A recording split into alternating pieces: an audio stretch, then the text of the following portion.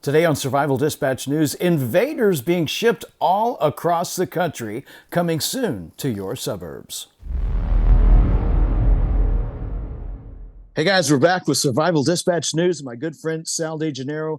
Another fantastic topic today. Sal, welcome back to the show. Tell us what the conflicted question of the day is. Oh, we have a good question tonight. I think everybody's going to like answering this one.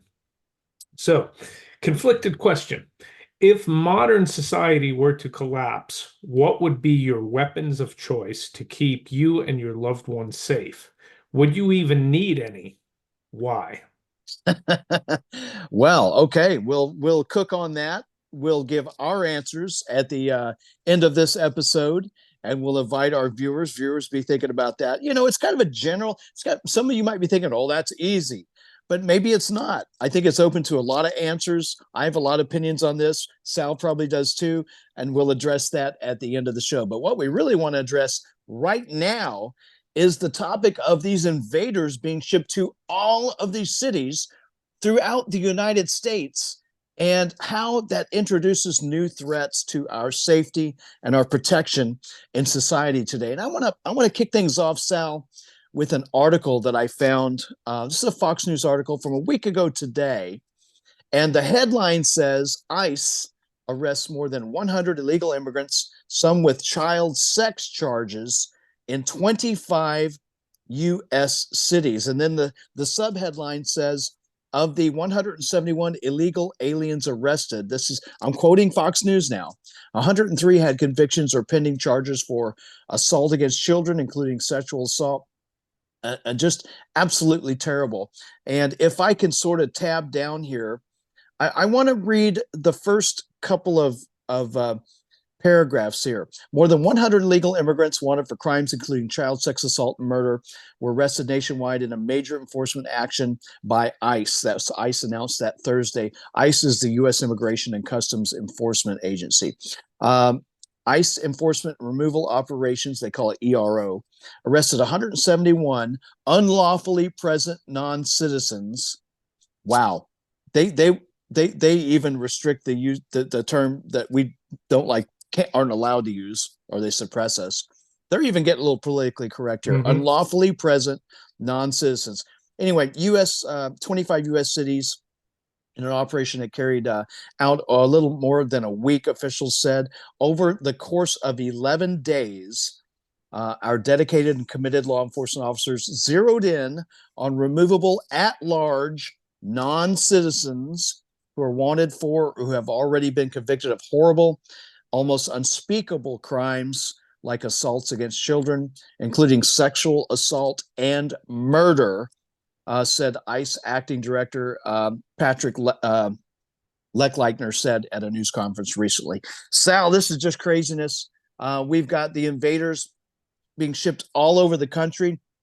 And, we're learning that Biden secretly flew in non-citizens, invaders, I'm just calling them invaders, flew them in, put them on planes, brought them to our country secretly.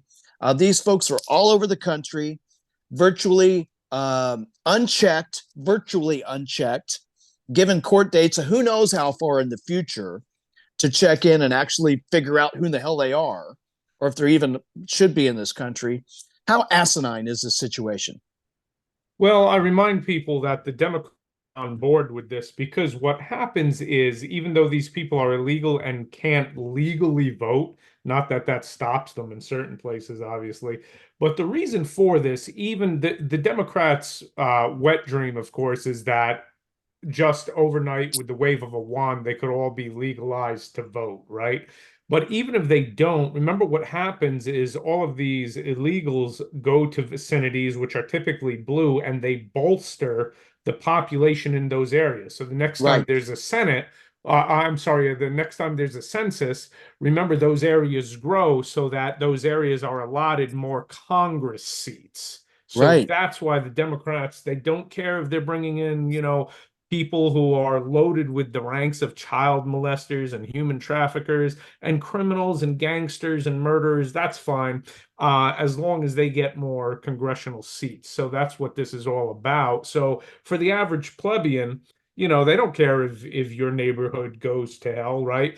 We can see what hypocrites they are when DeSantis and Scott from Texas, in their genius, how they ship them to New York City, Martha's Vineyard. As soon as a couple busloads of illegals showed up in Martha's Vineyards, they were gone within 48 hours, right? So Yeah. the Democrats want to impose that on the little guy, Yeah, they not said, "Oh, themselves. oh, we don't have room Yeah, for these people. Oh, no, we don't have. yeah, Oh, yeah, we yeah. can't house them in our houses. We don't have room. Nope, they can't stay here." Yeah, hypocrisy is a requirement for that side of the Yeah, aisle. I hate to say it, both sides of the aisle, but especially that side of the aisle. yeah. So, do you think that the Democrats just don't care who these people are? Do you think that they They don't just care. don't It gives them care? numbers. They don't care. And apparently, why would they care? Their voting base doesn't care either. Crime soars. Their neighborhoods go to hell. Look at San Francisco. Nobody, you got to literally step over feces and hypodermic needles, yet they keep voting Oh, Democrat. So why would they yeah, care? yeah. So, so we've got this huge issue, and not just the issue of us not, you know, the biggest issue is that we're no longer a sovereign nation, in my opinion, because of our open borders. But not only that, but we've got so many undocumented people in this country, unchecked invaders in this country. We don't know who the hell they are. We Mhm. don't know if they have nefarious intentions. We don't know if some of which may have small percentage of which may have come from a country who would like to commit terrorist acts against citizens of the United States. And they're out there. There are those people are out there, and they've put people into this country. I know it. I absolutely I feel it. I know it. It has to have happened, and it's probably still happening. Uh, Military aged males coming in, The vast majority. Yeah. many of which the vast majority Mhm. without other family members, without being an obvious family. We also know that children are being used in this whole situation to be able to get into this country. Sometimes these children don't even belong to the families. And maybe the children are victims of human trafficking. We've actually discovered that is the case in some instances, that they are victims of human trafficking. And what a horrible situation. But tonight we're going to talk about the threat that these invaders pose to us in the areas that they're being shipped to. And yeah, we can be politically correct and we can say, well, they're not all bad people, not all criminal, not all terrorists. Of course they're not. But the small percentage of them that do want to do terrible things, that are here for the wrong reasons, those are the people we need to be prepared to protect ourselves against, Sal. Let's talk about that tonight. How do we even start this conversation? Yeah, certainly. Circling back to, of course, I mean, honestly, we all know the majority of these people are literally coming here to find work and to find a better life. We know that. The problem is that, again, I circle back to it, if it's 1 in 1,000, that's a bad actor. How many is that? Do Yeah, the math. yeah, It's unsustainable, and that's the problem we run into. It poisons the well for this whole crop of people. Now, beyond that, obviously, we can't just sustain the influx of literally millions of a year of people who are illegally crossing the border. But what we're particularly interested in here, of course, in these discussions, is this criminal element that we know is among them, even if it's a very small minority, it's there. And the the diversification now of sending these people all over the country, what that has done is, while politically it's brilliant, because I think the people in these blue voting for this crap, I think it's great that their neighborhoods get overrun because that's what they deserve, right? But the one of the security issues that comes is now we literally have illegals all over the country, And there is a percentage, as small as it may be, of very nefarious bad actors along with them who are literally in every big city around the country at this point. And this is a serious security concern. And I think the way we're driving it tonight, Denny, is to remind people that, if you're traveling, especially to bigger cities, you have to have a game plan. If things kick off, what Yeah. is your plan? What is your plan to get home? What is your plan to stay safe? Yeah, obviously, we don't necessarily all live in these larger cities that are shipping a vast majority of these undocumented people to the invaders to, as we call them. But we might be traveling, might not have a choice, and have to travel to those cities where those threats might be present. And that's a very good point. So, where do you begin your plan? Say you have a trip. I got to go to LA for something. For instance, you have to shoot some promotional videos or interview some folks. I'm going to LA. I have to fly into LAX, and then I have to, grab my shuttle to my hotel, find my guests, set up, do my work. Maybe I have to be in that city. I'm gonna have to sleep there. I'm gonna have to eat there. I have to function there for several days. Mm. What do I need to think about? How do I generate my plan? Yeah. So the first thing I recommend, and bear in mind, I have traveled extensively throughout my adult life. No, domestically, I've been in pretty much all of the major cities. Domestically, within the continental United States, I've been in many big cities internationally. In Europe, in the Middle East, etc. So what I usually start with is doing my research about the place that I'm going. What is happening there currently? Let's use your example as LA, right? What is the scene in LA currently? What are the bad spots that I know I want to stay out of? I haven't been to LA in about a decade, and times previous to that, 25 years ago, Denny, LA was a great place to go. Yeah, You know, or downtown LA 25 years ago was like a little bit sketchy at night, but like you did your research, the places not to be, but things change. So what you want to do is know what are just, even before we start considering all of the issues with, illegal invaders in places, what is the general crime there to begin with, right? I'll give everybody a hint. Usually like South Central Compton, LA. You don't want to walk around in those places, right? At least that's the way it was decades ago when I used to well, I go tell there you, all you have quite to do is often. listen to the stories and music and watch a little TV, and Oh yeah, it's hey, pretty I've been, obvious you I've want to avoid been, those I've been areas. through Compton and South Yeah, Central. I've seen it. So, but know the area and know what's happening. Know what might be going on as far as larger considerations like current political affairs. Has there just been, for example, a questionable police use of force where we're going to have riots, right? Think of the LA riots. When was that? 91, something like that. yeah, That was one of the real turning. In fact, I mentioned that in my book. I talk about that incident, how influential that was on kind of like the early movement towards this prepper movement that we have now. yeah. The Talking about Los Angeles riots, over 60 people died in that. I don't think people yeah. realize that. Yeah. So Do what's you think? Let me happening in let the me break in here location? and ask you a question. This is an interesting thing that you're bringing up. Do you think that people are here for the wrong intentions? Will jump into circumstances like that, larger circumstances, to create more mayhem and commit crimes and do what they're going to do? Do you think they take advantage of those situations? Possibly. I think the bigger concern is the criminal element that has come along with these people now are posing the issue themselves, right? Like these gang Wow. members that now are coming along with this. So Right. this is something we want to be cognizant of. For example, there's been a number of articles about how in New York there's sort of these rival gangs now, rival gangs to MS-13, which has been here, Yep. for decades now. We give the Democrats a lot of hell because they spearhead this, letting in just unfiltered people because they want it. But let's call it like it is. Most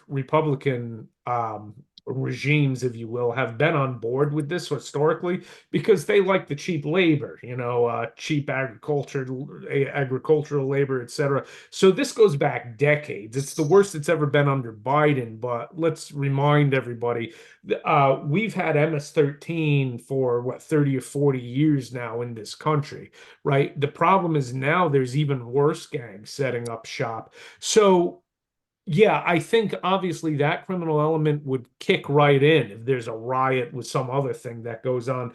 But it's that element that's a major security issue in and of itself. If you look at these new Latin American gangs setting up shop in the big cities, you really want to be cognizant of this.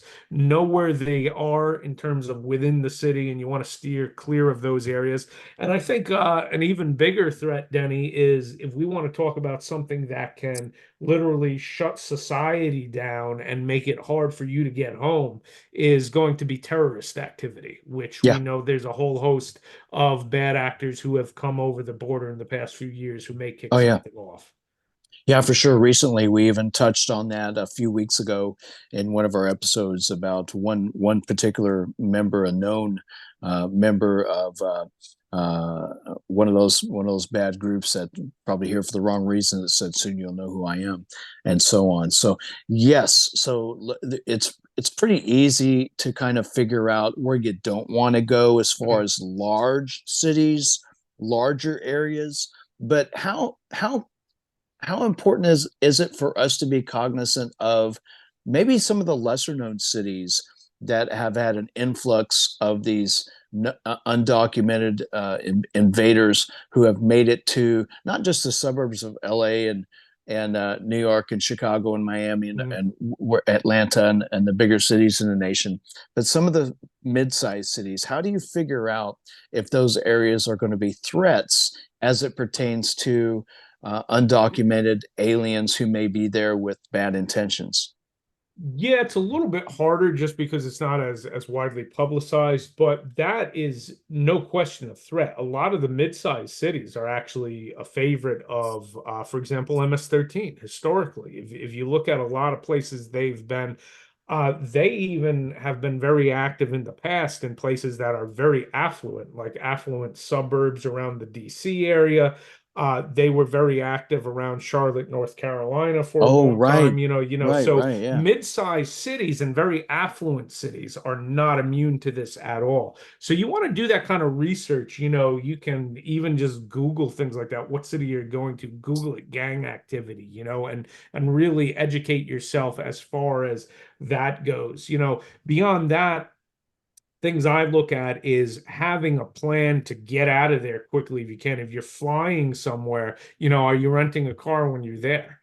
If you're yes, not, know how close is the nearest car rental, because if it hits the fan, you want to be the first one going to rent a car so you can get out of there, not the last. These are just the yeah. kind of things you want to think about.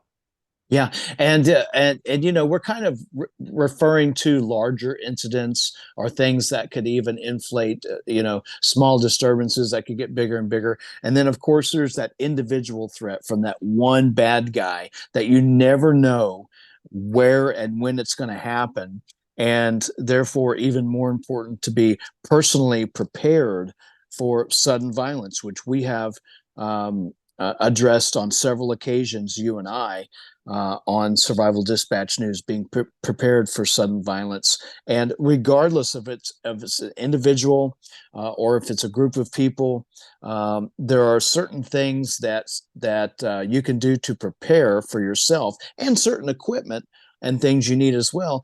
Funny, we're thinking back to our conflicted question of the day. It all kind of comes back to that in some way. But let's talk about gear and dress and things to keep in mind when traveling abroad. You may end up one of these areas with that specific kind of threat.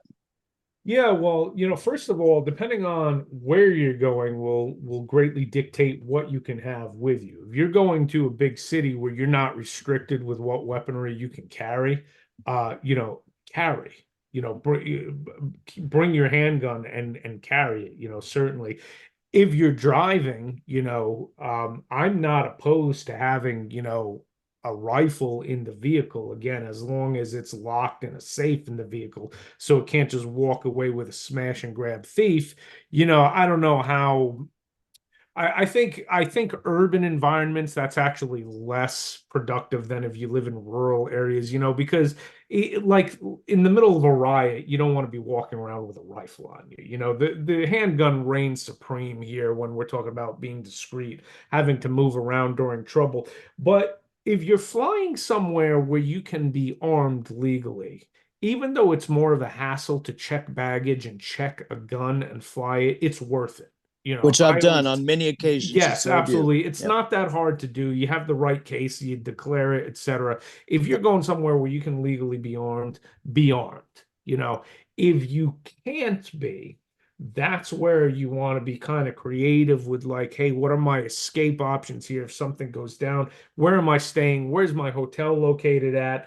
I tell everybody, if you're in a city where you're unarmed because you can't have a firearm with you, as soon as things get crazy, get a hold of what you can. The first thing I would do, Denny, is I'd walk into the nearest Walmart or even CVS or whatever, and I'd buy a nice framing hammer. Yeah. Yeah. If We've talked about that. Yes. Yeah, and over-edged weapons or anything, I take an impact weapon like that, and that's pretty easy to put under a jacket. And let me tell you, if you know how to hit with it, it doesn't. I don't care how big or bad he is, a framing hammer will do it. That's the first thing I would do is go get the improvised weaponry that I need if something kicks off and I'm right in the middle of it. Yeah.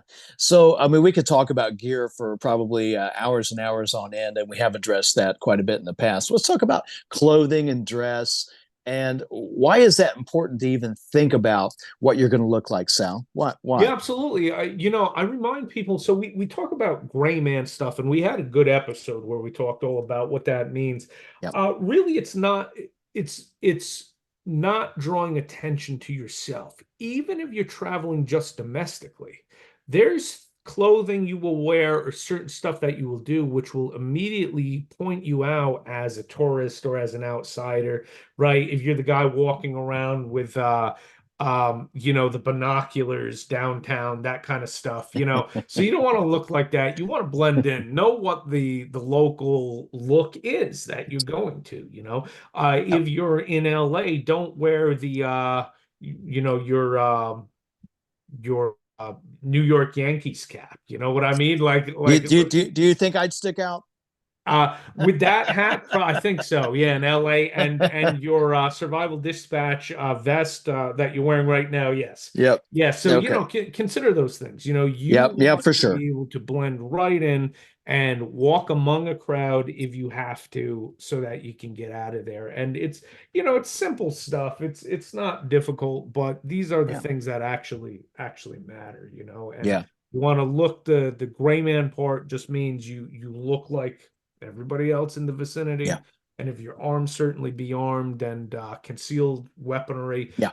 is always what I favor because I want to look like just everybody else. Sure. I want to back up just a little bit. We're talking about when we were talking about handguns. If you can carry, you should be carrying, and so on. And to your point, that let's say I was able to travel to this location by with my vehicle, Hmm. and I do keep a truck gun. Hmm. And there are so many innovative products today, Sal, and backpacks and sling bags and things are so common Yes. now that more times than not, it's very easy to conceal a rifle in a pistol form, or with a folding stock, Hmm. or in a takedown configuration, or even a PCC, which stands for pistol caliber carbine, essentially, which is a long gun that can shoot, say, 9 millimeter pistol rounds. Take pistol mags, for instance. I have extensive experience with PCCs, and there are a lot of great PCCs out there that essentially can fold in half. I mean, Smith and Wesson came out with a new one uh, late last year, which is becoming very popular. Keltec makes the Sub 2000, which essentially folds in half, takes Glock mags, and really increases your firepower, and so on. And even there are even ARs that you can use the law folder Mhm. on, Mhm. especially if you're in a pistol configuration, or even AR with a an AR pistol, so to speak, with a collapsible stock, can fit in the backpack if the barrel is short enough. So I'm going to say I agree with you to an extent, but I'm also going to say in today's day and age, with the equipment that's available, if you can transport it, it's quite easy, probably to walk around somewhat incognito with a little more firepower in your backpack or your bag than on your person. That being said, you bring up some great points about gear and dress and things like that, your weaponry options, whether you're driving or flying, concealed carry handguns. This is something you've addressed in lots of different articles. Matter of fact, I'm going to refer to a couple articles, Sal, that you have written for Reflex Handgun. Tell us about reflexhandgun.com, by the way. So that's my own website, Reflex Handgun. And I write a wide variety of stuff, a lot of handgun focused stuff, obviously, but a lot of prepping stuff too, political stuff, whereas my writing for USA Carry tends to be much more self-defense, concealed carry focused, so Reflex Handgun is my own site. So a lot of the more preparedness stuff that I've written in the past is on that particular site. So on this site, on reflexhandgun.com, check it out.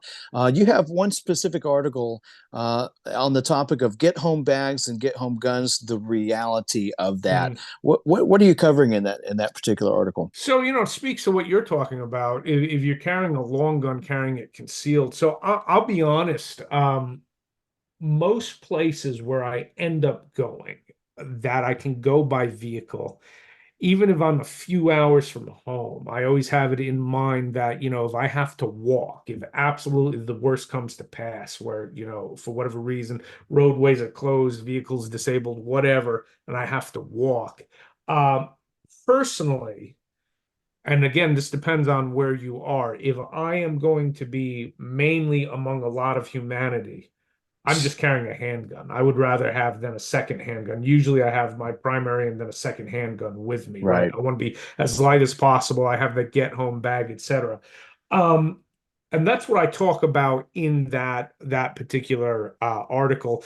Now, with the long gun, the main thing you want to avoid is carrying it openly, because I can Right. guarantee you that it puts a target on your back if, again, you're in a suburban area, or if you're walking around, I-95 on the East Coast where you're just inevitably crossing paths with thousands of people. You don't Yeah. want to be carrying an open long gun. But if you live in Wyoming, and Yes. your get home trek is going to be like through the wilderness for a couple hundred miles, where you might come across not only bad two-legged things but bad four-legged things, Yep. etc. Then You're actually that talking changes about that. I'm everything. reading your article right now as you're talking, and Yeah, and that that changes makes everything. a Where, lot of sense. Yeah. carrying an open rifle may be completely viable. So it all depends on your circumstance. Let me throw in another thing for consideration.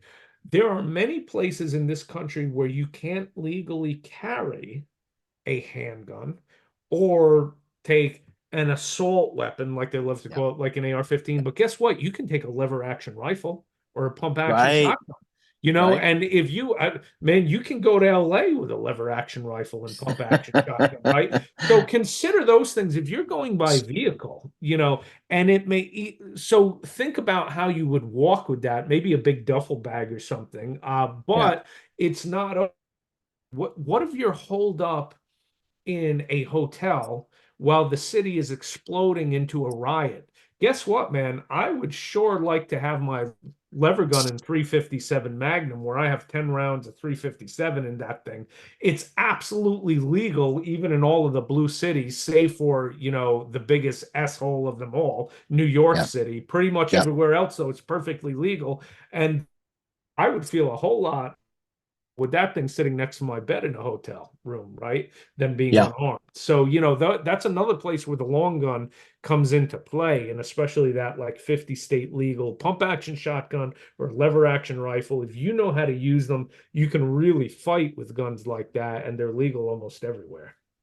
Yeah, and I have a little experience with lever action rifles too in the cowboy scene. Not only in the Cowboy Mounted Shooting Association competition that I've competed in, but also in the Single Action Shooting Society and Yeah, yeah, cowboy action sure. shooting Yep. as well. And there are a lot of great. Speaking to that, there are a lot of great lever action um, rifles out there, pistol caliber, Mhm. that are readily available for not a whole lot of money, depending. You've got another great article on usacarry.com that we've been talking about recently. It's called Get Home Guns, A Practical Approach. And this is an article that you've written on that topic as well. Speak to that a little bit, if you will, Sal, this Yeah, particular article. I mean, I've written so many articles about this kind of stuff. I think it's very similar. One of the things, if I recall, I talk about in that is just the fact that if we're talking about a get home scenario, primary goal is to get home, right? Right. So you're probably not carrying 100 pounds of stuff. You want to go as light as possible. And Yep. again, it kind of comes back to as light as possible to me usually equals carrying a handgun. So, but if you're carrying a long gun, you mentioned PCCs. Yep. That's something that can easily be in a backpack. And Sure. Denny, with all the craziness about like the pistol braces, oh, they're legal now, and now they're not legal, now they're legal, etc. Well, let me tell you, if anybody hasn't tried this, if you have like say a PCC, say like an AR-15 pattern 9mm with Yeah. like an 8-inch barrel on it. If Yep. you have no brace on that, if you learn how to just put that tube on your cheek, see what that thing can do, man. You can make 100, 120 yard shots like nothing. Oh, for sure. That, Especially even just with a red dot without yeah. magnified optics. Common 100-yard shots Yep. on 8 or 10 inch steel And you targets. can get them that take the magazines that your pistol uses, right? So how Absolutely. cool is that? Yeah, Yeah. my stuff is Glock format. My Mhm. PCCs are all Glock format because Glock magazines are readily available. They're out there. There are a lot of great accessories for Glock magazines. There are some very good functioning Glock drum mags out there. Magpul makes a great one. Some of the other ones you got to kind of be careful about. But yes, I would agree with that 100%. But we're talking. You were kind of referencing your bags, your bug out bags, and your get home bags. And some people. I know a lot of my friends have their get home bags, their bug out bags, they're this Mhm. bag, they're that bag, they're this bag. I keep a bag in my one of my vehicles that is more or less an all around bag. It has an IFAK in it, individual Mhm. first aid kit, tourniquet, chest seal, all the important stuff in there. Extra ammo, extra magazines, some extra clothing, extra pair of socks, hydration, food, emergency blanket, etc. Yeah. A light source. I could we'll do a segment on that maybe, and we'll Right. compare our bags and see what. But you need something. If you're not prepared, you need something, guys. So Yeah, to to get you through. yeah, To speak. if you have to hit the bricks on foot, right, it's going to change everything. And that's Sure. where I go with that. So what do I have in my vehicle? If I'm hundreds of miles from home, the worst possible scenario is having to walk home, right? So you want to Yes. have the bag with gear. The other thing you want to have in your vehicle is that initial set of clothes. Think about your footwear. If you're Yes. wearing freaking dress shoes because you're at, a business meeting or something, you sure don't want Right. to be walking in that. So have that full set of clothing, seasonally appropriate for where you are and where you live and where you are dictates what you really need along with you. Is there plenty of water sources available, or Yeah. are you, going to be walking through the desert in Utah, right? It Yep. drastically changes what you need with you. Yeah, certainly. And even though we're talking about really this, going back to our original topic of the threats that may occur because of the open border situation, it is really important to be prepared so that your bag does have those important things, your gear, even gear, even fire making gear or water Mhm. purification gear may come into play at some point in one of these scenarios. And it is really all very important information to think about. This is a great article. I'm actually kind of been reading this as you're talking, and as you're making reference to different scenarios with your equipment, your self-defense equipment, your bag. So I would really highly encourage viewers that you check out Sal's articles on USA. Carry.com and on reflexhandgun.com. Really great information that can apply to any survival or self-defense Yeah, scenario, having in my having an opinion. overall plan, right? So if we come back to this topic of we've got illegals now in all of these big cities everywhere. So Mhm. the whole gamut of things that this can produce, more gang violence, more just typical crime on the streets, etc. Because we know there is this nefarious element, no matter how small the percentage, there's just so many now, it's there, right? And we know that terrorist actors are also infiltrating along with. So you run the range of, okay, where am I going? Might I be looking at just increased crime on the streets from this, or might I be in a place where now a terror cell kicks something off where I've got to literally walk home? So it's a very wide spectrum of possibilities, which general preparedness is general preparedness. Yeah.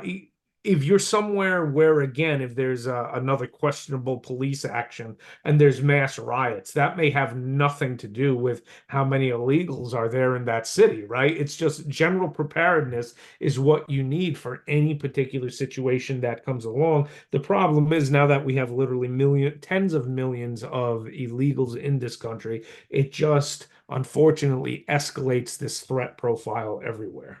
Yeah, and more pouring into our country every day uh, due to the current administration's open border.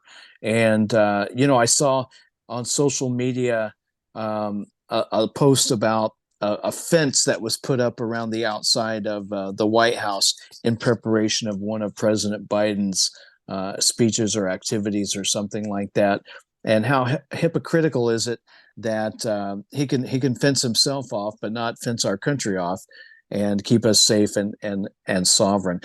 Sal, I want to make mention of your book as well on Amazon, 21st Century Minuteman: A Guide to Personal Protection and Self-Reliance in Contemporary America. A lot of great information in that book, guys. I highly encourage you to check it out. And during this whole conversation, Sal, we kind of keep coming back to weaponry and talking about handguns, rifles, PCCs, this and that. What are you going to carry in your bag? And it all kind of comes back out to this conflicted question. So I think it's no better time I than to think actually so. get back to that question. So let's have you read that conflicted question one more time.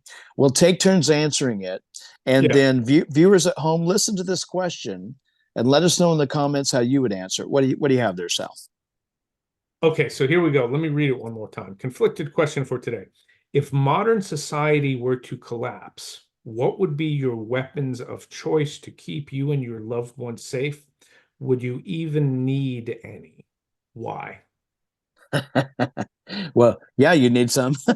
Lots and Yeah, lots of yeah, yeah. ammo. So I answered first last time. What's your answer?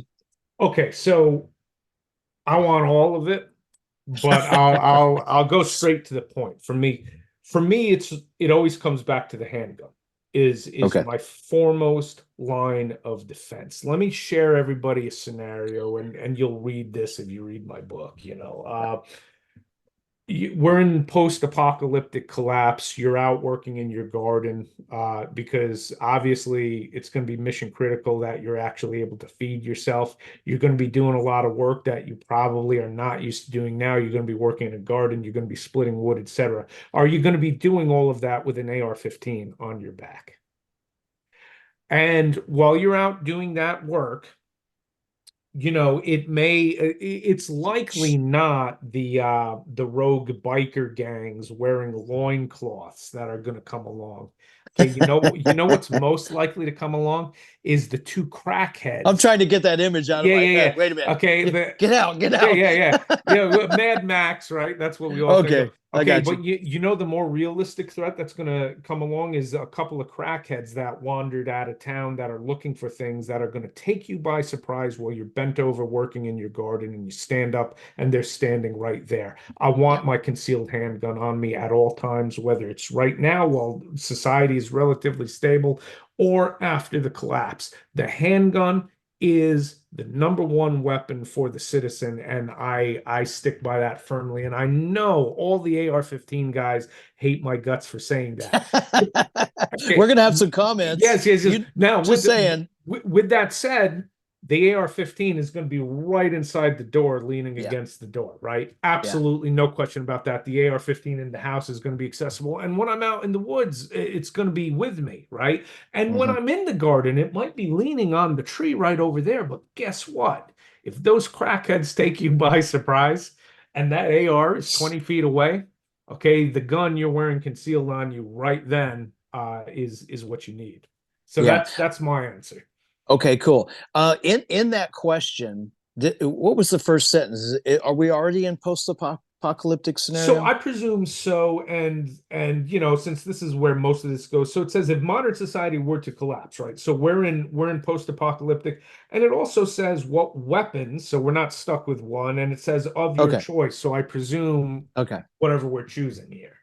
Okay, cool. So my answer is it sounds like it kind of leaves us open Hmm. to multiple weapons, but I'm going to pose the scenario first of one weapon, and my one weapon of choice would be a PCC, and the reason would be because I would be able to have more capacity of ammunition, but I would be able to send the rounds out further because I could shoot more accurately with a pistol caliber carbine than I could with a regular pistol, because I'm going to have 3 points of contact.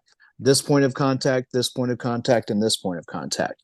Not only that, my PCs are all set up with optics that allow me to shoot quickly. Most of them are red dot optics that have a backup solar panel on them, made by Holosun, or Trigicon, or another reputable company that has been proven in competition and in combat. So my one weapon, if I had to have one, would be a 9mm PCC on a Glock format uh, magazine base, so that I could use my Glock mags, which I carry Glocks for my concealed carry pistols for the most part. I have a lot of guns. Lost a few in a boating accident recently, but I still have a couple left. Just Hmm. saying. Just saying. Right. So the cool thing about the Glock mags are you can buy 32 round factory sticks right off the shelf. ETS makes some decent Glock magazines up to, I think, 40 round capacity without adding on base plates. Now, if you add base plates, there's a company called Taylor Freelance that has these Goliath. You can run a 60 round Glock stick mag Right. that functions, or you can do the Magpul drum mag as well. So there's a lot of rounds. A lot of I capability couldn't in a imagine small carrying package. Right. a pistol with a 40 round magazine. It's going to Right. be strange and bulky, and we're not going to conceal it anywhere if we're in a post-apocalyptic scenario. So I'm out working in the garden. It's post-apocalypse. I'm probably going to have my PCC slung across my back. My AR is going to be handy. My shotgun's going to be handy. I'm going to have a pistol on my side as well.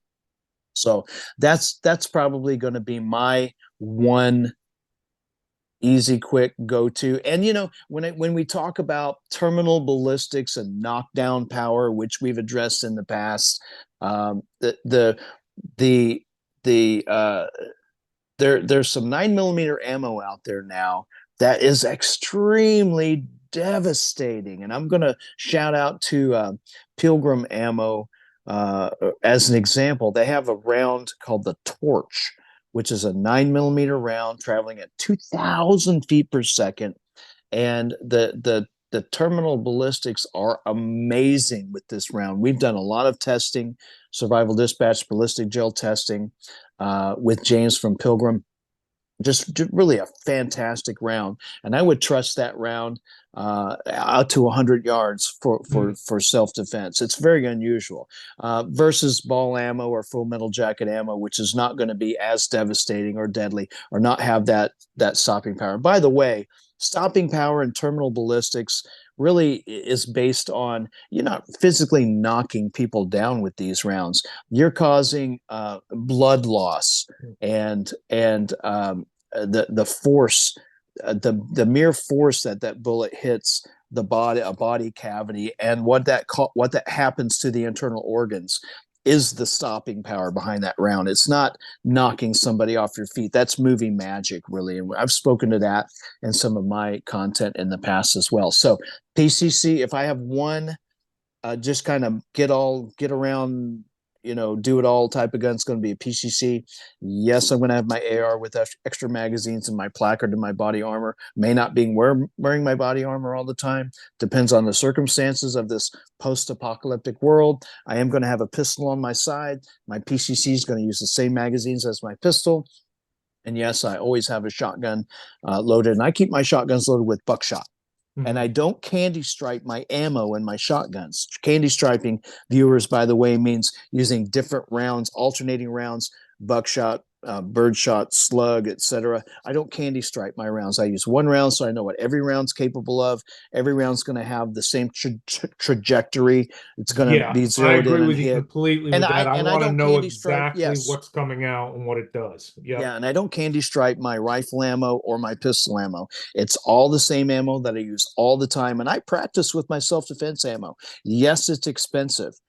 Is it worth the cost? I think so, because if I ever do have to use it to defend myself or you or somebody else, that's important to me. I want to know exactly what it's going to do. I want to know exactly what that recoil is going to feel like with each and every round as well. So I could go on and on. I'm very passionate about ballistics and firearms and things like that.